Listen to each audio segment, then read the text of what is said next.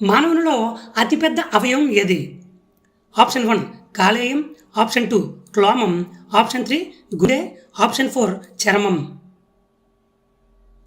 Option 4 is the right answer, చర్మం. మానవ శరీరంలో అతిపెద్ద అవయవం ఏదంటే చర్మం. చర్మం కూడా ఒక అవయవంగానే పరిగణిస్తారు. Next one. నీలిమందును ఏ చెట్టు నుండి తయారు చేస్తారు? Option 1 indigofera, option 2 mangifera, option 3 cycas, option 4 ఏది కాదు. నీలిమందును ఏ చెట్టు నుండి తయారు చేస్తారు? Option 1 is the right answer, ఇండిగోఫెరా.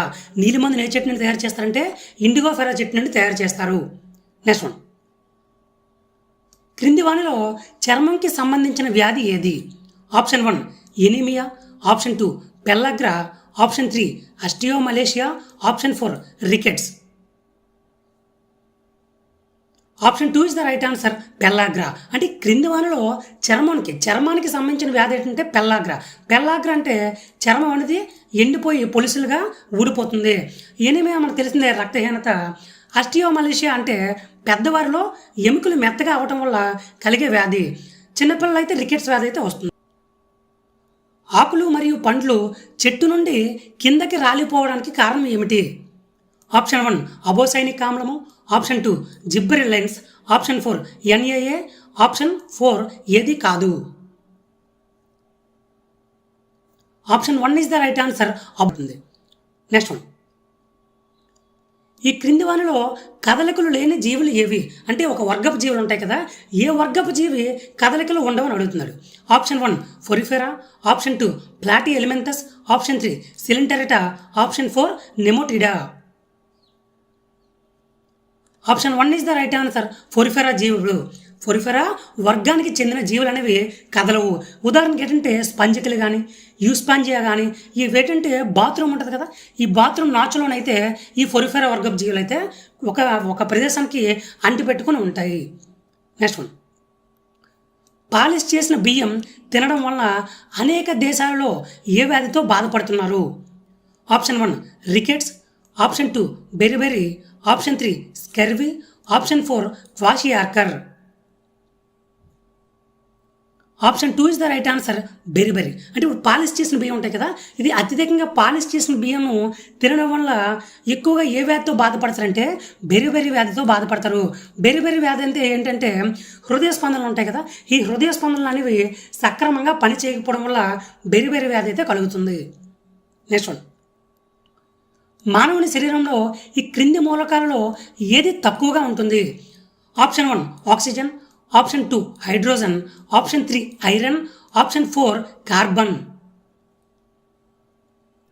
Option 3 is the right answer, iron. మన మానవ శరీరంలో ఉంది కదా, మన శరీరంలో ఏ మూలకం తక్కువగా ఉంటుందంటే ఆక్సిజన్, హైడ్రోజన్, కార్బన్తో పోల్చుకుంటే ఐరన్ అనేది తక్కువగా ఉంటుంది మానవ శరీరంలో. నెక్స్ట్ వన్ చూద్దాం. ప్రపంచంలోకెల్లా అతిపెద్ద సరీసృపం ఏది? సరీసృపం ఏదని అడుగుతుంది ప్రపంచంలోకెల్లా, అది కూడా. ఆప్షన్ 1 ఆస్ట్రేలియాలోని ఉప్పునీటి మొసలి, ఆప్షన్ 2 మానిటర్ బల్లి, ఆప్షన్ 3 లెదర్ బ్యాక్ తాబేలు, ఆప్షన్ 4 రెటిక్యులేట్ కొండ చిలువ. Option 1 is the right answer, ఆస్ట్రేలియాలోని ఉప్పునీటి మొసలి. ప్రపంచంలోనే అతిపెద్ద సరీసృపం ఏదంటే ఆస్ట్రేలియాలో ఉన్న ఉప్పునీటి మొసలి ప్రపంచంలోనే అతిపెద్ద సరీసృపము. నెక్స్ట్ వన్ చూద్దాం. నల్లరేగడి నేల ఏ పంటకు బాగా ఉపయోగపడుతుంది? ఆప్షన్ 1 ప్రత్తి, ఆప్షన్ 2 కాఫీ, ఆప్షన్ 3 వరి, ఆప్షన్ 4 తేయాకు.